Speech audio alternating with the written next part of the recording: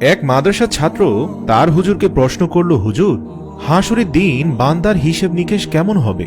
ছাত্রের কথা শুনে হুজুর কিছুক্ষণ বসে থাকলেন। তারপর নিজের পকেট থেকে কিছু টাকা বের করলেন। সেই টাকা ছাত্রদের মধ্যে বন্টন করে দিলেন।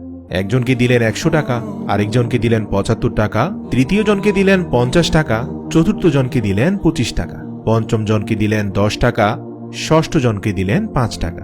এভাবে যেই ছাত্রটি প্রশ্ন করেছে তাকে দিলেন মাত্র 1 টাকা। প্রশ্নকারী ছাত্র মাত্র 1 টাকা পাওয়ায় তার মনটা খুব খারাপ হয়ে গেল।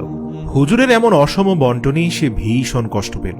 সে মনে মনে ভাবল, সে গরিব বলে, তার গায়ের জামায় অনেক তালি বলে সবাই যেমন তাকে কটাক্ষ করে, হয়তো হুজুরও সেজন্যই অন্যদের যেখানে 75 বা 100 টাকা দিলেন সেখানে তাকে মাত্র 1 টাকা দিলেন।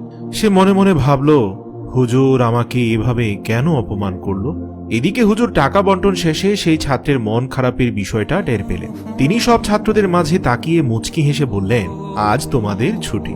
তোমাদের যেই টাকা দেওয়া হলো সেটা পুরোপুরি খরচ করবে এবং আগামী সাপ্তাহিক বন্ধের দিন মাদ্রাসার রান্নাঘরে সকাল 10 ঘটিকায় তোমরা সবাই উপস্থিত হবে, কারণ তোমাদের এই টাকার হিসেব নেওয়া হবে। তোমাদের যা ইচ্ছা করতে পারো, তবে হিসেব কিন্তু দিতে হবে। সাপ্তাহিক বন্ধের দিন ছাত্ররা সবাই উপস্থিত হলো। হুজুর আগ থেকে সেখানে উপস্থিত ছিলেন। হুজুর সবাইকে উপস্থিত দেখে খুব খুশি হলেন। সবাই আসার পর হুজুর বললেন, তোমরা একজন করে এই উত্তপ্ত কড়াইয়ের উপরে দাঁড়িয়ে আমার টাকার হিসেব দাও। কে কোথায় কত টাকা খরচ করেছো তার হিসেব দাও। ছাত্ররা ভয় পেয়ে গেলে হুজুর বললেন, ভয় পেও না, এই কড়াইটি উত্তপ্ত, একেবারে তোমাদের পা পুড়ে যাবে না, তবে যথেষ্ট গরম লাগবে। প্রথমে এগিয়ে এলো সে ছাত্র যাকে 100 টাকা দেওয়া হয়েছিল। সে কড়াইয়ে দাঁড়ানোর পর হুজুর তাকে প্রশ্ন করলেন, আমার দেওয়া টাকা তুমি কিভাবে খরচ করেছো তার হিসেব দাও। এমনিতেই আগুনে উত্তপ্ত তাওয়া, তার উপর খালি পা। ছাত্র এক পা নামায় আর এক পা তুলে এভাবে অনেক কষ্টে তাওয়ায় দাঁড়িয়ে হিসেব দিতে লাগলো। হুজুর, আমি 10 টাকায় চকলেট কিনেছি, 20 টাকায় চিপস কিনেছি, এভাবে আরো অনেক কষ্ট করে সে পুরো হিসেব দিল। তারপর এলো যাকে 75 টাকা দিয়েছিলেন, তার হিসেব দেওয়ার পালা। এভাবে ধারাবাহিকভাবে সবাই নিজেদের টাকা খরচের হিসেব উত্তপ্ত কড়াইয়ে দাঁড়িয়ে দিয়ে দিল। সবার শেষে সে ছাত্র এলো যাকে মাত্র 1টি টাকা দেওয়া হয়েছিল। সে হাসি মুখে দৌড়ে এসে তাওয়াতে 1 পা দেওয়ার আগেই বলে ফেললো, হুজুর 1 টাকা দিয়ে একটি চকলেট কিনেছি। হিসেব দিয়ে হুজুরের সামনে দাঁড়ালো সে। বাকিরা যখন পোড়া পায়ে পানি ঢালছে তখন সে দাঁড়িয়ে হাসছে। তখন হুজুর গুরু গম্ভীরভাবে বললেন, এই হলো হাসরের মাঠের হিসেবের একটি নমুনা। যার ক্ষমতা ও সম্পদ যত বেশি তার হিসেবও তত বেশি, যার ক্ষমতা ও সম্পদ যত কম তার হিসেবও তত সহজ এবং কম।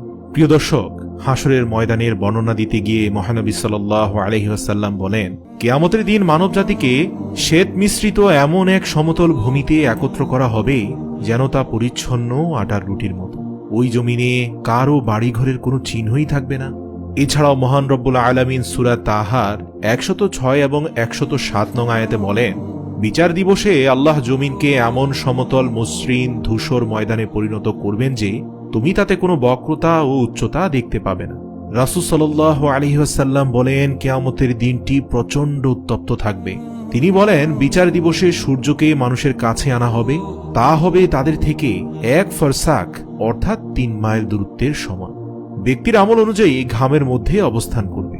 কারো ঘাম হবে টাকনু সমান, কেউ আবার হাঁটু সমান ঘামের মধ্যে ডুবে থাকবে।